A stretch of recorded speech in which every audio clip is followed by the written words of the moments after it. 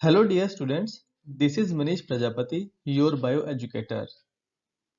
हम कंटिन्यू कर रहे हैं चैप्टर नंबर 2 बायोलॉजिकल क्लासिफिकेशन और आज का हमारा टॉपिक है किंगडम प्रोटिस्टा। किंगडम प्रोटिस्टा एक लेंथी टॉपिक है तो इसको हम दो पार्ट्स में डिवाइड करेंगे। तो आज हम कर रहे हैं इसको पार्ट 1 के फॉर्म में।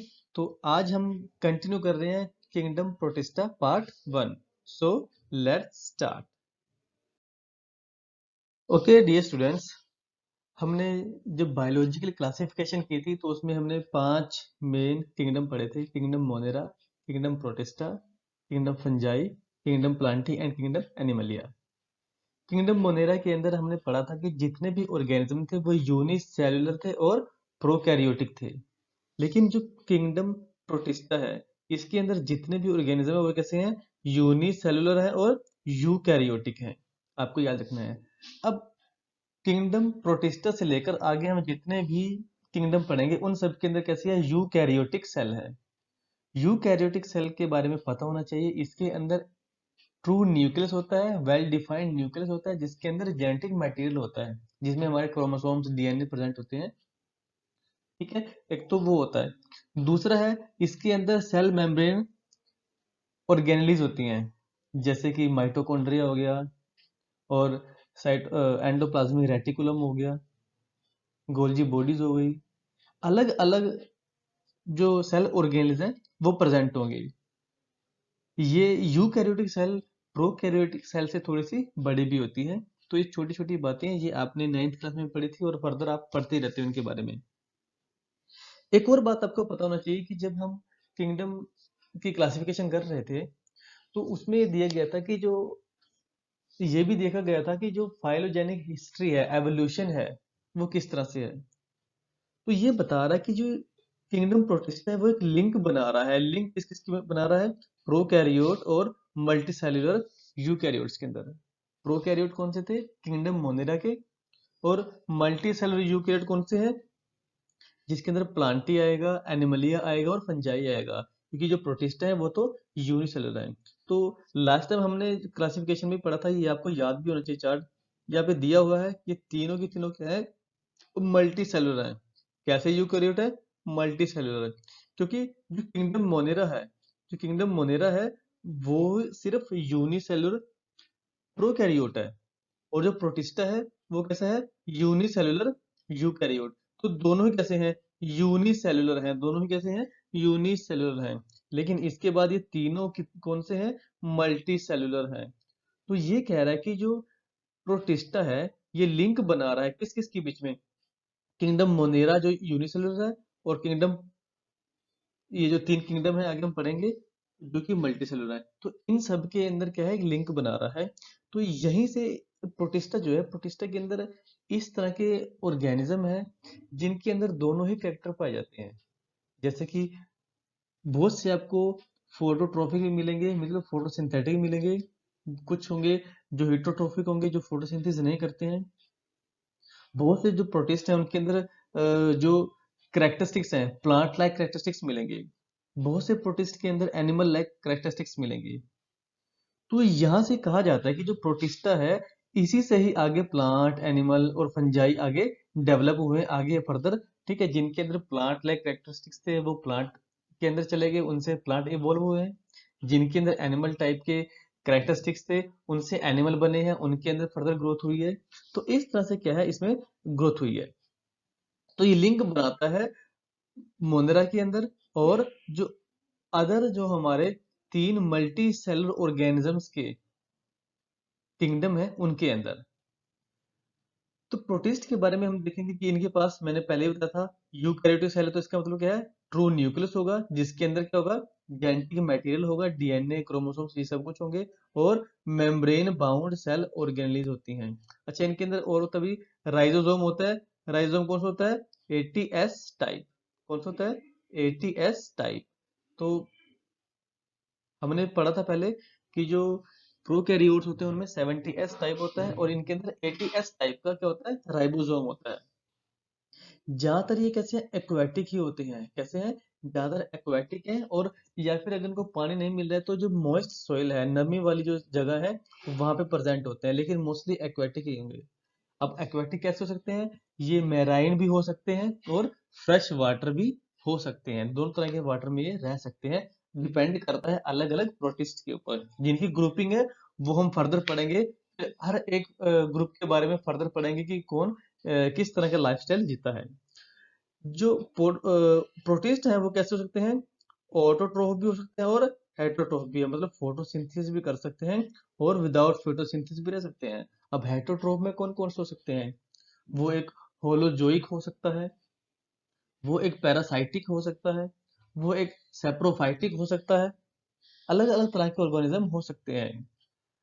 होलोजोइक आपने 10th क्लास में पढ़ा भी होगा। जो अमीबा होता है, अमीबा के बारे में सब बच्चे जानते ही हैं। अमीबा क्या है? एक प्रोटिस्ट है, वो प्रोटिस्टा के अंदर आएगा, उसके बारे में भी हम पढ़ेंगे। वो जो न्यूट्रिशन लेता है वो कौन सा था? Holozoic nutrition. जब हम अमीबा को पढ़ेंगे तब और ज्यादा आपको क्लियर होगा। तो ये जो रिप्रोडक्शन है, रिप्रोडक्शन कैसे करते हैं? इनके अंदर ए सेक्सुअल रिप्रोडक्शन होती है। मोस्टली जो रिप्रोडक्शन होती है वो ए सेक्सुअल रिप्रोडक्शन ही होती है। ठीक है। मोस्टली ये डिवीजन करते हैं, जैसे बाइनरी डिवीजन हो गया, बाइनरी फिजन हो गया, मल्टीपल फिजन हो गया, स्पोर फॉर्मेशन भी हो जाती है। और बहुत ही कम है इनके अंदर जो सेक्सुअल रिप्रोडक्शन होती है। अब देखिए सेक्सुअल रिप्रोडक्शन कैसे होती है इनके अंदर। सेक्सुअल रिप्रोडक्शन क्या होती है? मोस्टली क्या है, ये हैप्लॉइड होते हैं, डिप्लॉइड भी हो सकते हैं, लेकिन मोस्टली क्या है, हैप्लॉइड। अब आपको हैप्लॉइड और डिप्लॉइड के अंदर डिफरेंस भी पता होना चाहिए। हैप्लॉइड वो होते हैं जिनके अंदर सिर्फ सिंगल सेट ऑफ क्रोमोसोम होता है, जिनको हम एन से डिनोट करते हैं। जिसको हम एन से डिनोट करते हैं, एन। ठीक है जी, सिंगल सेट ऑफ क्रोमोसोम। और ऐसे ऑर्गेनिज्म जिनके पास पूरे का पूरा सेट होता है, डबल सेट होता है, उनको बोलते हैं डिप्लॉइड, जिसको हम 2n से डिनोट करते हैं। 2n से डिनोट करते हैं, उनको बोलते हैं डिप्लॉयड। हम कैसे हैं? ह्यूमन बीइंग कैसे हैं? डिप्लॉयड हैं।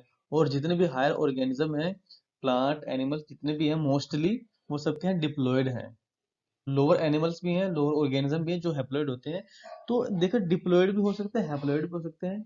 तो ये क्या होता है कि इनकी जो दो सेल्स हैं, हैप्लॉयड सेल, आपस में जुड़ जाती हैं, फ्यूज कर जाती हैं, और इनसे क्या बन जाता है? जायगोट बन जाता है। जायगोट में क्या होगी? म्यूसिस हो जाएगी। और म्यूसिस होने से बाद हैप्लॉइड ऑर्गेनिज्म बन जाएंगे। तो किसी भी तरह से इनके अंदर सेक्सुअल रिप्रोडक्शन अगर होती है तो मोस्टली फ्यूजन से ही होती है। लोकोमोशन कैसे करते हैं? लोकोमोशन करने के लिए इनके पास स्ट्रक्चर होती है, सिलिया या फ्लैजिला। देखिए सिलिया क्या है? छोटी छोटी स्ट्रक्चर होती है, स्मॉल स्मॉल स्ट्रक्चर होती हैं। ठीक है। हेयर लाइक आउटग्रोथ होती है इनकी बॉडी के ऊपर, इनको बोलते हैं सिलिया, जो इनको लोकोमोशन करने में हेल्प करती हैं। फ्लैजिला क्या होता है? फ्लैजिला बड़े बड़े स्ट्रक्चर होती हैं, थ्रेड लाइक स्ट्रक्चर होती हैं। आगे जब स्लाइड आएगी तो दिखाएंगे। फ्लैजिला बड़े होते हैं और नंबर में कम होते हैं। अगर किसी ऑर्गेनिज्म के ऊपर हम करें कि बात करें कि सिलिया है, तो सिलिया ज्यादा नंबर में होते हैं, छोटे छोटे होते हैं। अगर फ्लैजिला की बात करें, फ्लैजिला कम होते हैं, दो चार हो सकते हैं, एक हो सकता है, बहुत ही कम होते हैं। और लेकिन ये बहुत ज्यादा बड़े होते हैं। ये क्या करते हैं? इनकी जो मूवमेंट है, इनकी मूवमेंट से पूरी बॉडी मूव करती है, इनके मूवमेंट में हेल्प करते हैं। फूड को कैप्चर करने में, इनटेक करने में भी हेल्प करते हैं। अलग अलग फंक्शन इनके होते हैं। किंगडम प्रोटिस्टा को 5 मेजर ग्रुप के अंदर डिवाइड किया हुआ है। इन्हीं ग्रुप्स को हमने सेपरेटली पढ़ना है और इन्हीं के हमें एग्जांपल याद करने हैं। तो जिनमें से आज हम दो तीन को स्टडी करेंगे, देखेंगे, फिर हम कंटिन्यू करेंगे उसके बाद। चलिए जी, हमारे पास आते हैं फर्स्ट ग्रुप, जिसका नाम है क्राइसोफाइट्स। इस ग्रुप के अंदर जितने भी ऑर्गेनिज्म हैं उनको क्या बोलते हैं? क्राइसोफाइट्स हैं। ठीक है। तो क्राइसोफाइट्स में मेनली कौन कौन होते हैं? डाई एटम्स होते हैं।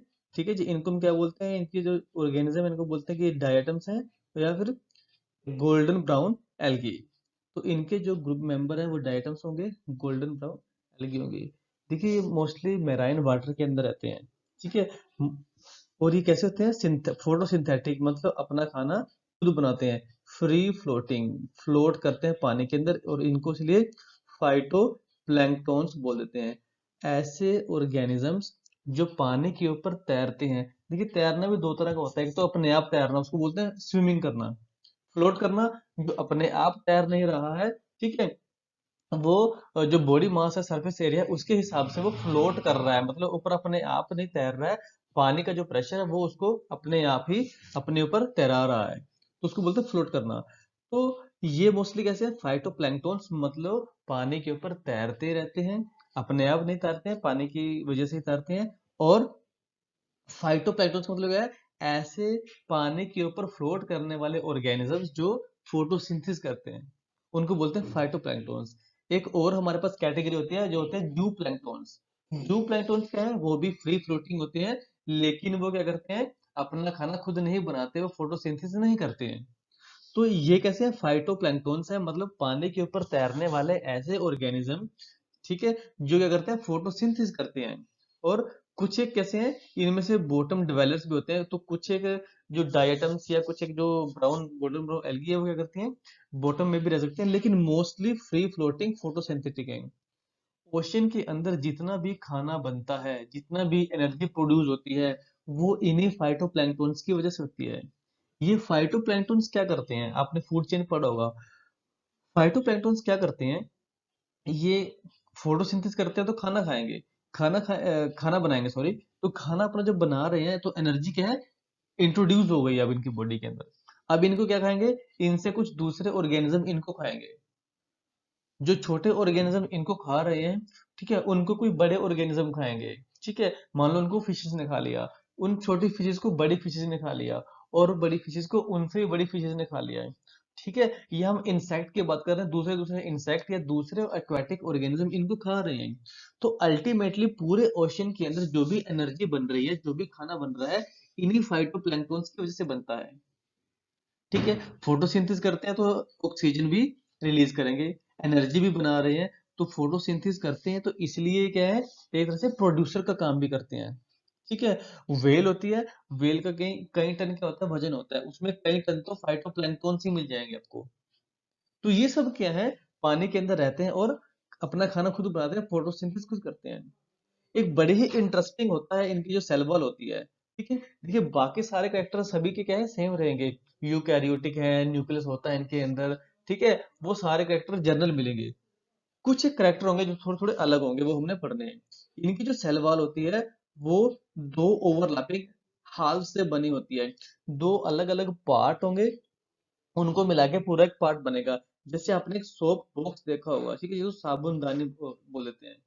तो सोप बॉक्स में क्या होता है, दो उसके हाफ होते हैं, बीच में सोप रखी और उसको हम बंद कर देते हैं। तो आप मान के चलिए कि जो सोप है, ठीक है, जो सोप है वो क्या है, एक ऑर्गेनिज्म है, और जो सोप बॉक्स है वो उसकी सेल है, ठीक है, सॉरी, उसकी जो सेल वॉल है। तो वो क्या है, दोनों अलग खुल भी सकती है, तो इस तरह से फिट हो रखी होती है एक दूसरे के अंदर, और उसके अंदर क्या है, वो ऑर्गेनिज्म रहता है। और ये जो सेल वॉल होती है, ये किसकी बनी होती है, सिलिका की बनी होती है। ये सेल वॉल किसकी बनी होती है, सिलिका की। और ये कैसी होती है, इंडेस्ट्रक्टिबल होती है, मतलब कि ये खराब नहीं होती। ये जो सेल वॉल है ये खराब नहीं होती। जब भी ऑर्गेनिज्म मर जाते हैं, देखिए जो डायटम होता है, हर एक ऑर्गेनिज्म का एक लाइफ स्पैन होता है, उसके बाद वो खत्म हो जाता है। जब भी ये मर जाते हैं, खत्म हो जाते हैं, तो ये क्या करते हैं, जिस भी समुद्र में, जिस भी ओशन में, जहां भी मैरीन वाटर में रह रहे हैं, उसके जो डेप्थ है ना, उसका जो बॉटम है, उसके ऊपर इकट्ठा होते रहते हैं। कई सालों तक, हजारों सालों तक क्या है, इकट्ठा होते रहते हैं। ठीक है, और इस तरह से लेयर की लेयर इनके ऊपर बनती रहती है। तो जब भी ये मर जाते हैं, दब जाते हैं नीचे, तो क्या है, इनकी जो ऑर्गेनिज्म है, इनके अंदर जो सॉफ्ट बॉडी है, वो तो खत्म हो जाती है, लेकिन जो इनकी सेल वॉल होती है, जिसको हमने बोला कि सिलिका की बनी होती है, वो खत्म नहीं होती। वो टूट फूट करके, कंप्रेस होके, ठीक है, नीचे ही तलछटी के अंदर, बॉटम के अंदर बैठ जाती है। तो उस टाइम पे क्या होता है, काफी सालों बाद जब एक बहुत ही मोटी लेयर बन जाती है, उसको हम बोलते हैं डाइअटोमियस अर्थ। ऐसी अर्थ, ऐसी मिट्टी जो किससे बनी है, डाइएटम से बनी है। और इस डाइअटोमियस अर्थ के बहुत ही ज्यादा फंक्शंस हैं। फंक्शन क्या है, यहाँ पे दो पिक्चर है, उसको थोड़ा देख लेते हैं। इसमें अलग अलग आपको डाइएटम्स दिखाए हुए हैं। ठीक है, अलग अलग स्ट्रक्चर के, अलग अलग साइज के, अलग अलग शेप के डाइएटम्स दिखाए गए हैं। इस साइड में आपको दिखाया गया है, ये डायटोमियस अर्थ, मतलब ये एज इट इज ऐसी नहीं होती, थोड़ा बहुत इसके अंदर चेंज होते हैं, कलर अलग अलग होता है। ठीक है, तो ये इस तरह की कुछ दिखता है, ये पाउडर है। इस पाउडर को अलग अलग चीजों में यूज किया जाता है, जैसे पॉलिशिंग करने के लिए, फिल्ट्रेशन करने के लिए, बहुत सारी जो हमारी जो कॉस्मेटिक्स है उसके अंदर भी यूज किया जाता है। बहुत सारे इसके फंक्शंस होते हैं। तो आई होप को आपको डायग्राम्स के बारे में पता चल गया होगा। नेक्स्ट ग्रुप आता है हमारा डायनोफ्लैजिलेट्स। डायनोफ्लैजिलेट्स ऐसे ऑर्गेनिज्म हैं जिनके पास दो फ्लैजिला होते हैं। ठीक है, इसके बारे में देखेंगे ये कैसे होते हैं। ये भी फोटोसिंथेटिक है, ये ऑर्गेनिज्म भी कैसे हैं, फोटोसिंथेटिक है। और ये भी किसमें मिलते हैं, मैराइन वाटर के अंदर ही मिलते हैं। ठीक है, खारे पानी में मिलते हैं। अब इनकी भी अलग अलग कलर में मिलते हैं, आपको बहुत ही ज्यादा अलग अलग कलर में मिलेंगे, वेरिएशन कलर की बहुत मिलेगी। रेड मिल सकते हैं, ब्लू मिल सकते हैं, आपको येलो मिल सकते हैं, ऑरेंज टाइप मिल सकते हैं, अलग अलग कलर के मिल सकते हैं। डिपेंड करता है किस तरह का इनके ऊपर पिगमेंट प्रेजेंट है ना। क्लोरोफिल कौन सा है इनके अंदर, xanthophyll है, कैरोटीन है। इन जो अलग अलग हमारे पास पिगमेंट्स हैं उनके बारे में भी बात करेंगे आगे। लेकिन डिपेंड करता है किस तरह के पिगमेंट इनके अंदर प्रेजेंट है, तो इनके अंदर कलर की वेरिएशन बहुत ज्यादा मिल जाती है हमें। इनकी सेल वॉल किसकी बनी होती है, सेलुलोज प्लेट्स की बनी होती है। सेलुलोज प्लेट, जो इनका जो यूनिक फीचर है वो क्या है, एक तो यह कि इनकी प्लेट्स की फॉर्म में बनी होती है। ठीक है, और उन प्लेट्स के बीच में क्या होते हैं, ग्रूव्स होते हैं जिनको हम ग्रिडल्स बोलते हैं। देखिए यहाँ पिक्चर के अंदर दिखाया हुआ है डायनोफ्लैजिलेट्स को, जिसका नाम है पेरिडीनियम। यहाँ पे नाम दिया है पेरिडीनियम। देखिए ये जो आप देख रहे हैं ये क्या है, एक प्लेट है। ठीक है, ये भी छोटी सी प्लेट है। इस तरह से आप बहुत सारी प्लेट्स दिख रही होंगी। ये भी क्या है, लिखा हुआ है सेलुलर प्लेट। अलग अलग क्या है, प्लेट बनी और प्लेट है, और ये किसकी बनी हुई है, सेलुलोज की बनी है। इस तरह से आप यहाँ भी देख सकते हैं, ये क्या है, एक प्लेट है। ठीक है जी, और ये भी क्या है, एक प्लेट है। तो बहुत सारी आपको इसमें अलग अलग प्लेट्स दिख रही होंगी। तो इसके अंदर क्या अलग अलग प्लेट दिख रही होंगी, और ये प्लेट किसकी बनी होती है, ये बनी होती है सेलुलोज की। अब इन प्लेट्स के बीच में आपको दो ग्रूव दिख रहे होंगे, है ना, गड्ढे दिख रहे होंगे। इनको क्या बोलते हैं, ग्रिडल्स बोलते हैं। ठीक है, ये क्या है, ग्रूव्स बने हुए हैं यहाँ पे। ठीक है जी, ये ग्रूव्स हैं। अब आपको याद रखना है कि ये ग्रूव्स हैं, इन्हीं ग्रूव्स में से क्या निकलता है, इनका फ्लैजिला बनता है। मैंने आपको बताया था इनको लोकोमोशन में दो चीजें मिलती हैं, एक होता है फ्लैजिला, एक होता है सिलिया। तो फ्लैजिला आपने देख लिया, ये जो लॉन्ग थ्रेड लाइक स्ट्रक्चर आ रही है, ये क्या है, फ्लैजिला है। यहाँ पे भी आप देख सकते हो, इसके अंदर भी ये जो थ्रेड लाइक स्ट्रक्चर आ रही है बाहर, ये क्या है, फ्लैजिला है। तो फ्लैजिला प्रेजेंट होते हैं दो, एक तो होता है ट्रांसवर्स, एक होता है लॉन्गिट्यूडनल। अब ये जो है, ये कैसा है, लॉन्गिट्यूडनल है। ठीक है जी, ये जो अभी हमने दिखाया ये कैसा है, लॉन्गिट्यूडनल है। एक ग्रुप तो ये हो गया जिसके अंदर से लॉन्गिट्यूडनल बाहर निकल रहा है फ्लैजिला। दूसरा आप देख सकते हो, ये ट्रांसवर्स ग्रुप्स है, इसके अंदर भी क्या है, एक फ्लैजिला है जो कि इसको सर्कल कर रहा है। ये हो गया इसका दूसरा ट्रांसवर्स फ्लैजिला। दो फ्लैजिला होते हैं सेम स्ट्रक्चर के अंदर। आप यहाँ देख सकते हो, ये एक ट्रांसवर्स फ्लैजिला है, और ये इसका एक लॉन्गिट्यूडनल फ्लैजिला है। दो फ्लैजिला प्रेजेंट होते हैं। ठीक है जी, two flagella originates from the these grooves. जो ये ग्रूव्स की बात की थी, इनमें से दो फ्लैजिला निकलते हैं, out of which one lies longitudinally and other transversely. तो एक लॉन्गिट्यूडनली और दूसरा ट्रांसवर्सली है। तो डायनोफ्लैजिलेट्स के बारे में भी आपको पता होना चाहिए। तो आज की वीडियो का लास्ट जो हमारे पास ग्रुप आता है वो है यूग्लिनोइड्स। यूग्लिनोइड्स इस तरह के ऑर्गेनिज्म होते हैं जिनको हम मिक्सोट्रोप्स भी बोल देते हैं। इनका जो लाइफस्टाइल है वो मिक्सोट्रोफिक होता है। अब मिक्सोट्रोफ क्या होता है अभी बताता हूँ। तो ये हमें मोस्टली किसे मिलते हैं, फ्रेश वाटर में मिलते हैं। जो पॉन्ड्स वगैरह हो गए, तालाब वगैरह हो गए, उनके अंदर आपको ये ज्यादा देखने को मिलेंगे। मिक्सोट्रोफ का मतलब क्या होता है, ऐसे ऑर्गेनिज्म जो फोटोट्रोफिक भी होते हैं और हेटरोट्रोफिक भी होते हैं। मतलब जो फोटोसिंथेसिस भी करते हैं और विदाउट फोटोसिंथेसिस भी रह सकते हैं। ठीक है, देखिए ऐसे ऑर्गेनिज्म होते हैं, अगर कुछ ग्रुप ऐसे हैं जो दोनों तरह से काम करते हैं, फोटोट्रोफ और यूरोट्रोफ भी। हिटोट्रोफ और ऑटोट्रोफ साथ साथ कैसे काम करते हैं, बड़ा ही इंटरेस्टिंग सा टॉपिक है। देखिए इन पे क्या होता है, अगर तो इनको लाइट मिल रही है, अगर ये लाइट की प्रेजेंस में है, तो ये क्या करते हैं, फोटोसिंथेसिस करना शुरू कर देते हैं। अगर इनको लाइट नहीं मिल रही है, लाइट की अवेलेबिलिटी नहीं है, तो ये क्या करते हैं, हेटरोट्रोफिक बन जाते हैं। अब फोटोसिंथेसिस बंद करके हेटरोट्रोफिक न्यूट्रिशन लेना शुरू कर देते हैं, बाहर से खाना लेना शुरू कर देते हैं। तो इनका एक बहुत ही इंटरेस्टिंग सा पॉइंट है। ठीक है। और इनकी जो सेल वॉल होती है वो एब्सेंट होती है, दे लैक सेल वॉल। अब इनके पास क्या सेल वॉल नहीं है। हमने जो दो पीछे पड़े थे उनमें क्या थी, सेल वॉल थी। डायटम्स में भी क्या थी, सेल वॉल थी जो सिलिकॉन की बनी हुई थी। दूसरा डायनोफ्लैजिटा है, उसमें भी सेल प्लेट्स थी, ठीक है, सेलुलोज की बनी हुई थी सेल वॉल।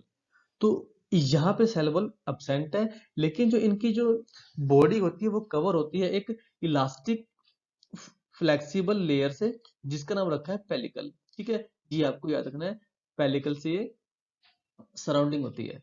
अब जो पेलिकल है, पेलिकल क्या इसको फ्लेक्सिबिलिटी देती है, इसको इलास्टिक बनाती है। ठीक है, और ये खुद किसकी बनी होती है, ये प्रोटीन की बनी होती है। पेलिकल किसकी बनी होती है, प्रोटीन की।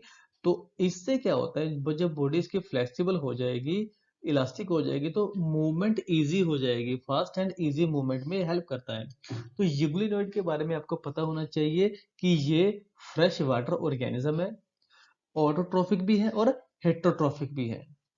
ठीक है जी, दोनों तरह से काम करते हैं। सेल वॉल एब्सेंट होती है, सेल वॉल की जगह एक लेयर होती है, उसको बोलते हैं पेलिकल, जो कि प्रोटीन की बनी होती है। यहाँ पे एग्जाम्पल दिखाया हुआ है आपको यूग्लिना का। ठीक है, यूग्लिना के बारे में बताया हुआ है। जो यूग्लिना क्या है, एक यूग्लिनोइड का एग्जाम्पल है। इसके अंदर देखिए क्या होता है, पेलिकल प्रेजेंट है। ठीक है जी, इसके बारे में आपको पता होना चाहिए। ये जो इसकी लेयर है, आउटरमोस्ट लेयर है, ये किसकी बनी है, पेलिकल की बनी होती है। ठीक है, अब क्योंकि ये यूकैरियोटिक है, तो इसके पास एक ट्रू न्यूक्लियस भी होगा, ये हमने बताया है। और न्यूक्लियस के अंदर न्यूक्लियोलस होगा। यहाँ पे क्या है, माइटोकॉन्ड्रिया, ठीक है जी, क्लोरोप्लास्ट, ये सब क्या है, यूकैरियोटिक ऑर्गेनिज्म के एग्जाम्पल है। ठीक है जी, तो गोल्जी अपरेटस, ये भी क्या है, यूकैरियोटिक ऑर्गेनिज्म के एग्जाम्पल। तो जो और दूसरे यूकैरियोटिक ऑर्गेनिज्म है उनमें मिलता है, इसके अंदर भी ये मिलता है। एंडोप्लाज्मिक रेटिकुलम, ये सब क्या है, सेल ऑर्गेनेलीज हैं, जो अपने 9th क्लास में पढ़ी होंगी। फूड है, फूड को स्टोर कर लेते हैं कार्बोहाइड्रेट्स की फॉर्म में, फैट की फॉर्म में। ठीक है जी, लेकिन जो मेन इसका फीचर है वो क्या है, देखिए, इसके अंदर क्या है, क्लोरोप्लास्ट है, ये आपने देख लिया है। क्लोरोप्लास्ट क्या करते हैं, ये फोटोसिंथेसिस करने में हेल्प करते हैं। प्लांट्स के अंदर आपने पढ़ा होगा क्लोरोप्लास्ट होते हैं। ठीक है जी, तो क्लोरोप्लास्ट क्या करते हैं, उनके अंदर क्लोरोफिल पिगमेंट होते हैं, है ना, तो फोटोसिंथेसिस करते हैं। लेकिन अगर इनको लाइट ना मिले तो ये क्या बन जाते हैं, हेटरोट्रोफिक बन जाते हैं। एक इसका ये फ्लैजिला है, ये फ्लैजिला दिखाया हुआ है। तो ये फ्लैजिला आपको पता होना चाहिए, फ्लैजिला भी प्रेजेंट होता है। जो मेन इंटरेस्टिंग बात है, इसके पास क्या होता है, आई स्पॉट होता है, जिसको हम स्टिग्मा बोल रहे हैं। देखिए आई स्पॉट, अब आई स्पॉट कहाँ प्रेजेंट होता है, ये जो इसका फ्लैजिला है, उसका जो बिल्कुल बेस है, यहाँ पे प्रेजेंट होता है। और यहाँ पे इसके हैं फोटो रिसेप्टर। फोटो रिसेप्टर ऐसे रिसेप्टर होते हैं जो लाइट के लिए सेंसिटिव होते हैं। ठीक है जी, और ये इसका आई स्पॉट है, जो कि लाइट के लिए सेंसिटिव है। अब ये लाइट, ये जो आई स्पॉट है, ये फोटो रिसेप्टर है, ये क्या करते हैं, ये डिटेक्ट करते हैं लाइट को। जहां लाइट ज्यादा होती है, जहां लाइट की अवेलेबिलिटी होती है, ये उस चीज को क्या करते हैं, रिसेप्ट करते हैं, उसको स्टिमुलस लेते हैं, और उसकी तरफ जाने की कोशिश करते हैं। जो लाइट है उसकी तरफ जाने की कोशिश करते हैं, क्योंकि ये क्या करते हैं, फोटोसिंथेसिस करते हैं। तो फोटोसिंथेसिस करने के लिए इनको लाइट की बहुत ज्यादा जरूरत होती है। तो ये जो आई स्पॉट है, इनको डिटेक्ट करने में हेल्प करता है कि लाइट कहाँ पे प्रेजेंट है। जहां लाइट होगी तो वहां पे वो स्टे करेंगे और फोटोसिंथेसिस करेंगे। अगर इनको लाइट कहीं नहीं मिल रही है आसपास, तो फिर ये क्या करेंगे, हेटरोट्रोफिक बन जाएंगे। ठीक है, तो यूग्लिना के अंदर ये एक जो यूनिक फीचर है, ये आपको पता होना चाहिए। ठीक है जी, तो आई होप कि आपको ये सारे ग्रुप समझ में आ गए होंगे। इनको अच्छे से आपने पढ़ लेना है। फिर भी अगर कोई भी आपको प्रॉब्लम है, कोई आपको किसी भी तरह के अगर क्वेश्चन है कोई, तो आप कभी भी पूछ सकते हो। तो किंगडम प्रोटिस्टा का जो फर्स्ट पार्ट है वो हमने आज स्टडी किया है। इसके हमने 3 ग्रुप पढ़े हैं मेन, यूग्लिनोइड्स, डायनोफ्लैजिलेट्स और क्रैसोफाइट्स पढ़े हैं। ठीक है जी, इसके दो और जो ग्रुप है उनको हम पार्ट 2 के अंदर पढ़ेंगे। ठीक है, तो इस वीडियो के अंदर इतना ही है। God bless you all.